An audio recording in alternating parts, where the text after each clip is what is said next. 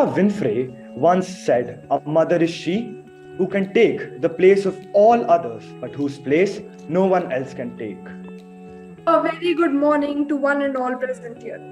Today I, Inya Devedi, daughter of Dr. Deepthi Devedi, along with my friend Vedant Bagla, son of Mrs. Pinky Bagla, I am honored to engage in this conversation with Miss Vani Bhalla Pahwa and Dr. Neeta Bali. The theme for today is flawed but fabulous. Just like we love the moon with all its craters, we are here today to celebrate the human aspect of our mothers. We are going to honor all mothers today, irrespective of whether they have commitments other than their families. We are going to discuss how mere lip service on the occasion of Mother's Day simply isn't done anymore, and the concrete steps we need to take to ensure the mental and physical well-being of our mothers. It is now time to introduce our eminent guests for the day, Miss Vani Bhalla Pahwa and Dr. Neeta Bali. Ma'am Vani Bhalla is a multi-hyphenate wellness entrepreneur with close to 2 decades of experience in her field.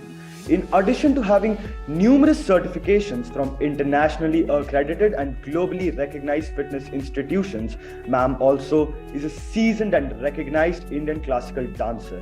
This multidisciplinary aspect, along with her qualifications and experience, enabled her to start her program, Body in Motion. We are honored to have you here, ma'am.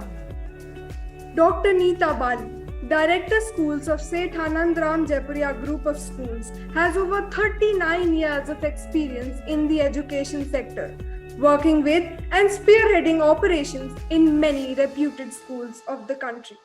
She has a vast administrative experience in transaction of various curricula and is also a mother of 2 children. Thank you, ma'am, for gracing this occasion with your benign presence. We'd be highly obliged if you both could share your thoughts on motherhood with us. Thank you, Anya, and thank you, Vedant. Vani, you first. And before you proceed, Vani, I will also take the privilege of stating one small thing. The audience, children and the audience, I'm really proud to say that Vani is a former student of mine who I taught many, many years ago. And today when I look at Vani, I feel with a great sense of fulfillment and pride that at the end of a day, I think a teacher can really, a teacher's difference, teacher's mark lasts an eternity. It really does.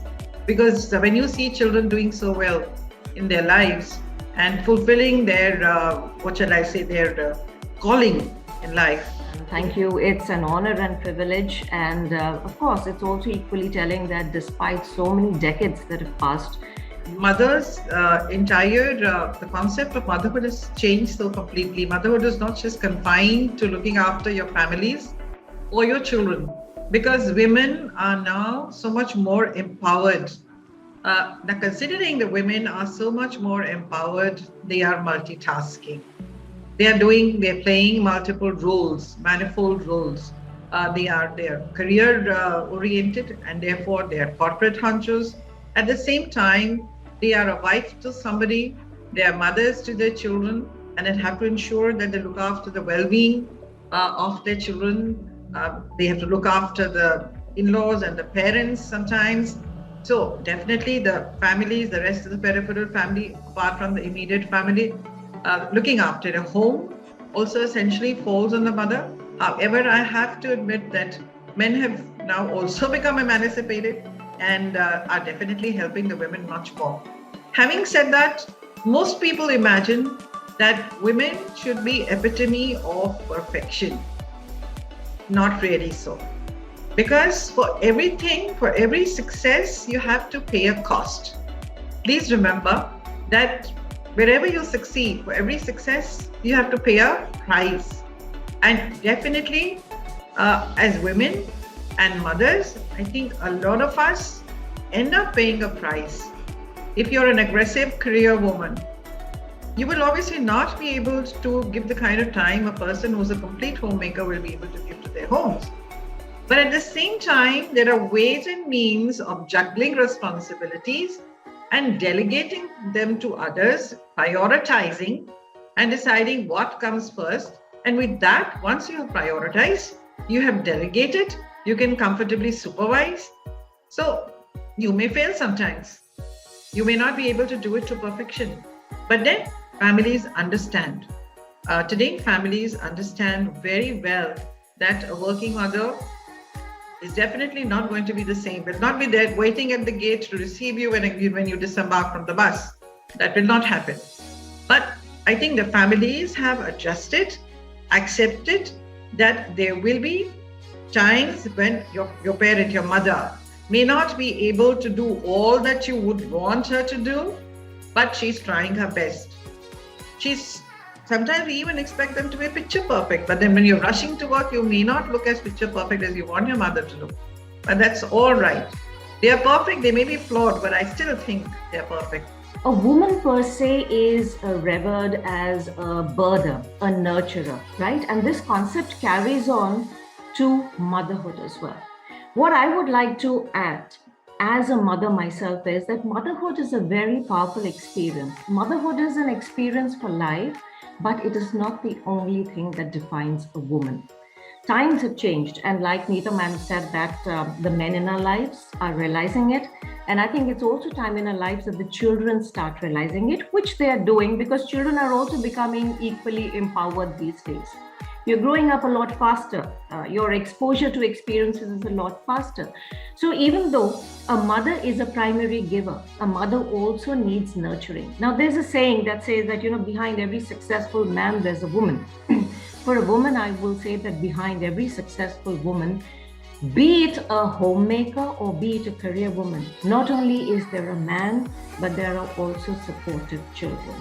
So children also have a huge role to play, and I'm absolutely in awe of the fact whoever came up with this concept today. If you were to Google, how do you make a family more active? You will find that 99.9% of the search results come up on how parents, and particularly mothers, need to play a role in making the entire family active. But if you will try and look up how do others, and particularly children, play a dynamic role in contributing to active motherhood, to active parenthood, and to an active family, it is hugely lacking. So I am really hopeful that today the dialogue that you've initiated becomes a groundbreaker. You set a trend for the rest of the country in doing this. I've been seeking the answer to this question, and there is no better person than you to answer it. What, according to you, can we children do to ensure better mental and physical health of our mothers? Thank you, Vedant. First of all, the introduction itself that you've given in your question puts a huge responsibility on my shoulders. There will be many like me, I think, who will be able to answer this question, but since this is directed towards me, if I were to very briefly and succinctly sum it up, I would say for the children, and particularly today's children, because you are so empowered and because you are so exposed to influences, I think you need to check, gauge, and lower your expectations, and you need to increase and up your contributions towards this relationship between mother and child. If you remember, I had said that the mother, particularly in our society, and as Neeta ma'am also said, is a nurturer, is a giver.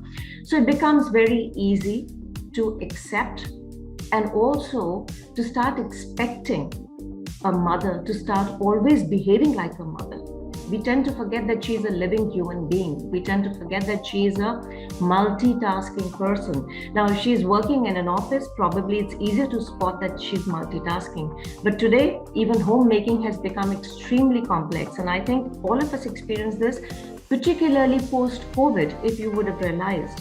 The role of multitasking, of being the nurturer, of being somebody who is grooming everybody back to health, who is now trying to figure out the new dynamics, has fallen fair and square very largely on a woman's shoulder. And that woman could very well be your mom.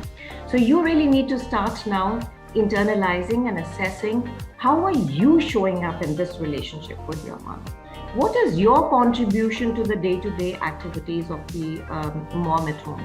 What are you contributing to the daily chores at home? How much time are you freeing up for your mother? And really, at the end of the day, how much time are you really spending with your mother? How well do you know your mother? Do you know what her stresses are? Do you know what her challenges are? Do you know the impact that you have in your mother's life? It is huge. So you really need to start by answering this question for yourself. And like I said, wellness, fitness is a holistic tenet. It is not just about the physical fitness. It's about physical, mental, emotional. These are the three aspects. There are other pillars as well. But as children, these are the three pillars where you can get very actively engaged. Our mothers are an integral part of our lives, especially our childhood. What are your fondest memories of your mother? And ma'am, you talked about how motherhood has evolved over the years. How would you correlate this idea of modern motherhood to your own life? First, let's talk about fond memories and also about the way motherhood has evolved over the years. And I'm happy to share that I'm a working woman. My mother was always a working woman. So we faced the same challenges. She worked longer hours, during her time, and was away from home from about 8:30. Sometimes she would have duties and shifts. So I completely understood when I started working, and when we were growing up, we completely understood the pressure on her. She was very wise. She delegated less significant work to other people. For example, if it was, there was a cook who was deployed to provide meals to the family. There were other personnel who were looking after the house, and she would come back and supervise. Her prime effort would always be whatever time she got, apart from her work, whatever else she could do. Her priority was to spend time with me and my brother and supervise our studies, apart from supervising the work that was being done by other people. So I would say the evolution had already begun in the previous generation. Before that, perhaps not, but evolution had already begun in the previous generation. So I would say this is way back. This is pre-partition. She was born. So after, if she were alive, she would probably have been 85 today. So I saw her working, juggling multiple things, doing it very successfully. Not merely that, with a father who was very fond of socializing, I also saw her take on the responsibility of looking after guests, some of whom are very high profile. The evolution had already started, and I think it continues. Yes. And I see it happening in the next generation, that is my daughter. She probably can do so much more. She is a career woman. She's a rider who's done the most difficult terrains in the country. She's been featured in international magazines for her riding. She cooks excellent meals better than me. She's able to manage her home, not her home, her in-laws' home, not mine, but her in-laws' home. So she's doing so much more than me. The fondest memories are times when she, on a Sunday morning, when she would make breakfast for us. And it would be an excellent breakfast. She would ask us what we'd like to eat, and she'd make breakfast for us. The other is, other fondest memories are, there were occasions when you wanted to buy something which was expensive. And she would go out of her way to make, without very quietly, unobtrusively, she would buy that and leave it in your bedroom to let you know how much you're loved. And of course, to look at her as a person, because she was a very beautiful woman. Look at her as a person itself was a pleasure. So those are the memories that I have. Thank you. I hope that answers your question, Inya. Yes, ma'am. Yes, ma'am. I am very moved by your experiences because they are relatable and also inspiring. Over to Vedant. Vani ma'am, I wanted to ask you that in this fast-paced world, mothers often forget to take care of their health. So how can they take care of their health, and what can we children do to help in this endeavor? All right. So if you remember, I told you that when we talk about health, health is actually a composite. It's a combination of multiple factors, out of which physical fitness and mental and emotional fitness form two pillars, and these pillars support each other. So it is not possible just to drive for physical fitness if there is something lacking in the mental or the emotional space. And likewise, when you're mentally and emotionally stronger, you're able to think about pushing with your physical boundaries even further. So I'm going to take this question from those aspects. Now, going by my experience, going by research, and I'm sure going by your experience, students as well, if you would ask your parents, what are the biggest challenges that they face today, balancing their career, balancing their homes, and of course, balancing looking after you. 4 or 5 things typically will show up in every household. The challenges are what? They would express that they wish that they could exercise more, that they wish that they could lose some weight. That's number 3, that they could eat better, that they could sleep a little bit longer, and that they could reduce their stress. All of these factors tie. Now, how do you help in that? Like I told you, there is something called an active and a passive support. Passive support is, when you as children in a passing just mention to your moms that, hey mom, you know what, you should lose weight because this is good for your health. Now, this is not how your mother talks to you when your mother wants you to inculcate a habit, does she? She spends a lot of time in thinking about how she's going to word it to you so that it has an emotional connect with you, so that it has a buy-in from you. You may resist it initially, but look at what mothers do, which is something so beautiful, which is probably what something fathers would also do these days, is they think about how do you want to put this point across, this important point, which is going to inculcate a new habit in my child. You need to do the same because now you are grown-up adults, you're young adults. So you have to also realize that you need to speak to your parents the same way you want your parents to speak with you. You don't like to be lectured. You don't like to be judged. So if you just tell your mom, you're overweight. Look at so-and-so's mom. She keeps herself so fit. That is damning for her. As a mother, she will never tell you the kind of emotional onslaught it has brought on her. As children, you would say, how are you talking to me? I'm just giving you very, very practical examples of how I see sometimes children, without realizing, doing this to the mothers out of the goodness of their heart. So you need to give it a thought when you have this conversation. And like I said, these are 4 or 5 common challenges. The first thing that you need to do is tune into your mom. The way you tune into your Instagram, you tune into your social media, you tune into your everything else external, tune into your moms. How well do you know your moms? How well do you realize how much is she expressing, how much is she not expressing? The happiest, the most empowered moms are the ones whose children are the best friends. Usually it's not just one thing that you're struggling with in your fitness. There are multiple aspects. You need to pick up one. You need to help your mother sit down and pick up only one aspect that she can get started with. Would she like to start eating right? Would she like to be able to sleep a little bit more? Would she need more help with the stress or exercise? Once that is done, help her prioritize that. All right, this is the easiest for you to target, mom. Let's start with this. Then you can become such a big facilitator. How? You can free up her energy, like Neeta ma'am said, and you can free up her time. This takes energy and time to nurture your own health. How do you do that? Even though you may be privileged to have domestic help and all other kinds of ancillary help, the more independent and the more responsible you become about your own life, your own surroundings, be it your bedroom, be it your books, be it your bathroom. These are practical examples I'm giving you, You clean up your own spaces. Your mother has that much less to organize around the house. It is not just your mother's job to be deciding what is going to be cooked in the house. Do you realize, even though I have an empowered children, this is a joke in my house.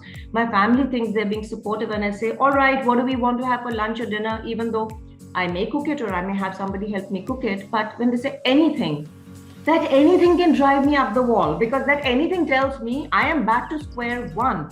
I am juggling, thinking breakfast, lunch and dinner, and it takes up so much of my mental bandwidth that I don't appreciate it. And my children now realize that I said, be specific. Give me something that is easily made at home. Give me a choice, and then it's so much easier for me. So you see, this is a very simple tip. If your mom is asking you anything, moms, likewise, if you want your mom to eat healthy, Do you think it's fair to expect your mom to be living on salads and fruit juices while you children are making demands for chomping away on junk food? Do you think it's easy for a mom to be running 2 separate meals every time in the house? It's a huge drain on her energy. You children say, I want a burger and a pizza and a Coke, but hey mom, you eat healthy. That's not fair. You need to be setting an example. You need to say, all right, mom, we all need to eat healthy. You can see that she's struggling with her time, right? So she only has to organize one kind of a meal in the house. And like I said, if the child becomes the best friend, it's so much easier and the mother gets so much fire to do that. Thank you, Vani ma'am and Neeta ma'am, for giving us your precious time and enriching us with your pearls of wisdom. सचमुच माँ एक ऐसा शब्द है जिसके महत्व के विषय में जितनी भी बात की जाए कम ही है। हम माँ के बिना अपने जीवन की कल्पना भी नहीं कर सकते। माँ की महानता का अंदाजा इसी बात से लगाया जा सकता है कि मनुष्य भगवान का नाम लेना भले ही भूल जाए, लेकिन माँ का नाम लेना कभी नहीं भूलता है। इसलिए ही तो कहा गया है, माँ करती है उम्र भर जीवन पथ आलोक, माँ के आगे क्षुद्र हैं धरा गगन सुरलोक। Thank you everyone.